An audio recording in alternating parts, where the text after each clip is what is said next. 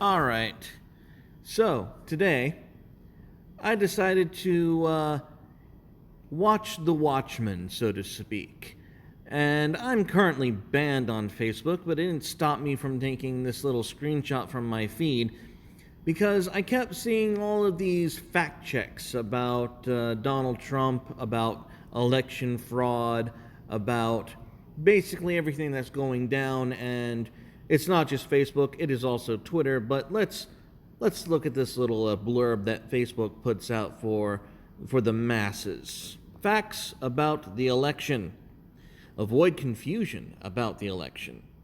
Election officials follow strict rules when it comes to ballot counting, handling, and reporting.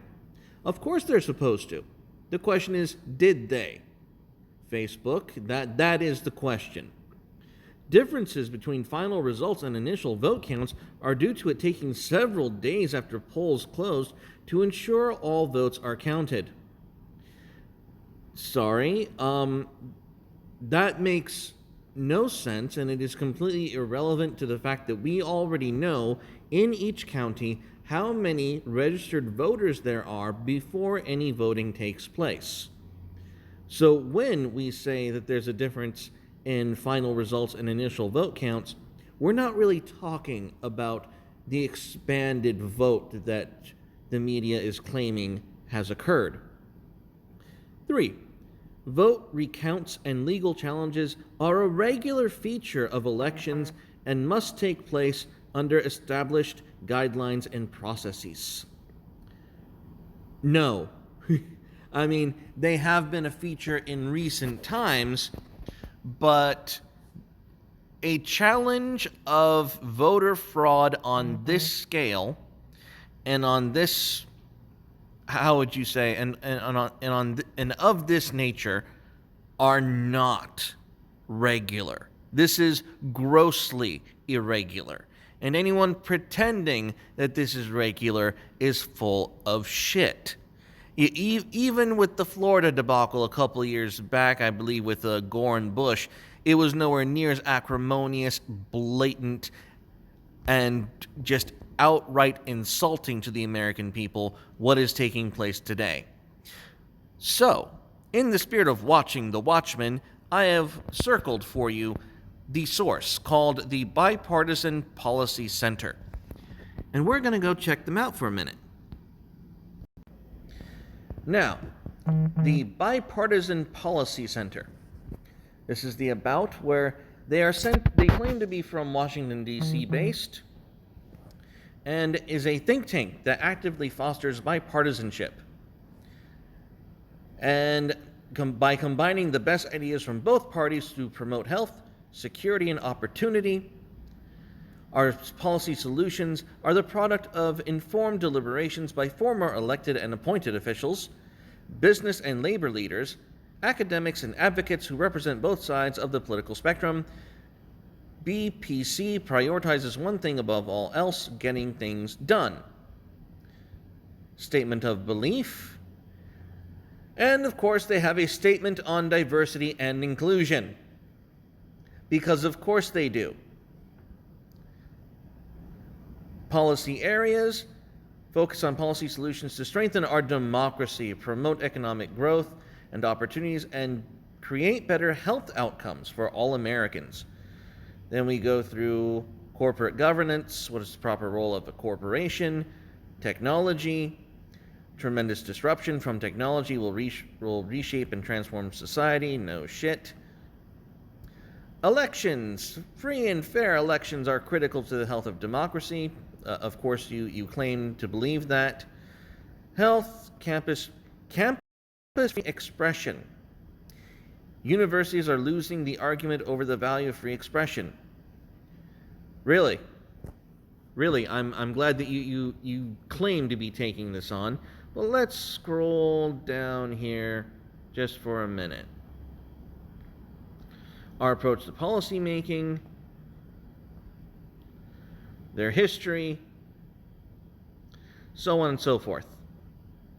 The real important thing I want you to take away from here is they're claiming to be bipartisan, yet they have a statement on diversity and inclusion.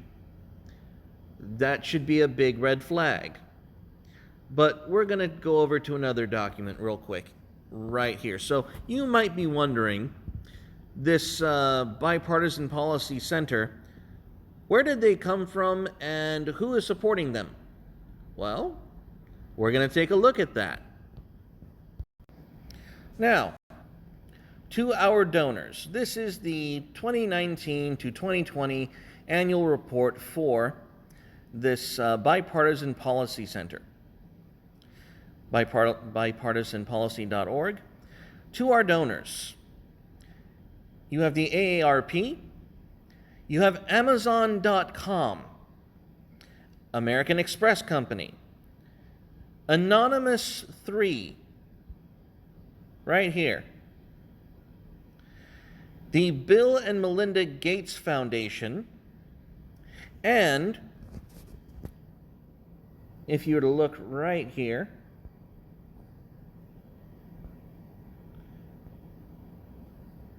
Facebook.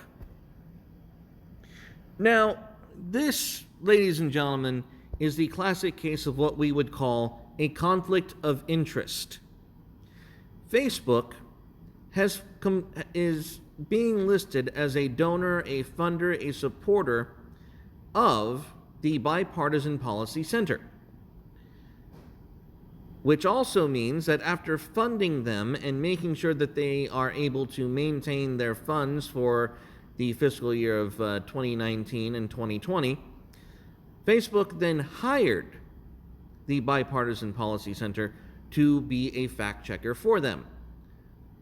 Now, if you are of a skeptical mind like myself, what this essentially means is that Facebook is paying for its own personal fact checker organization on these elections in particular.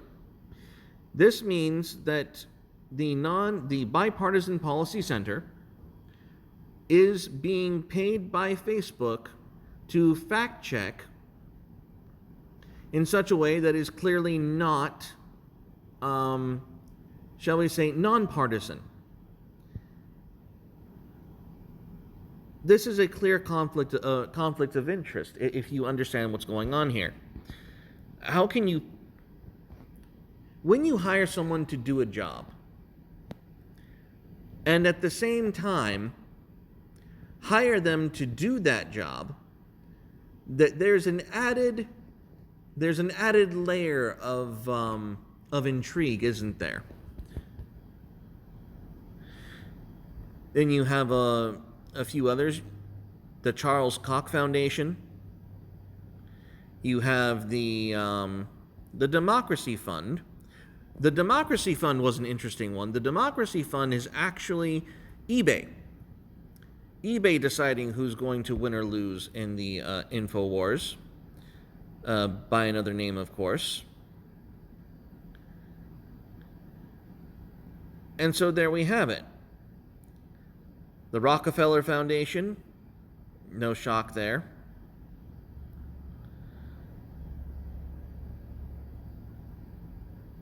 Yeah, all of these, the Heinz Endowments, TD Ameritrade, S&P Global. So, Facebook is paying for its own in-house fact-checking and basically buying them off. They are paying for a fact-checker that they can tell that fact-checker what they want the facts to be. And that should be a little concerning for all of us. And there's nothing you can do about this, by the way. The game is rigged. You already knew this, but I just thought it would be interesting to go ahead and show you exactly how screwed we are. Oh, and this is interesting. 3 anonymous donors who chose not to be listed but made such a significant contribution, it had to be listed 3 times. And we're just supposed to accept that. You know, the reason that it's disclosed, all the people who fund them, is to show transparency, and yet, even in their quote-unquote transparent document, they have to mark anonymous for their donors.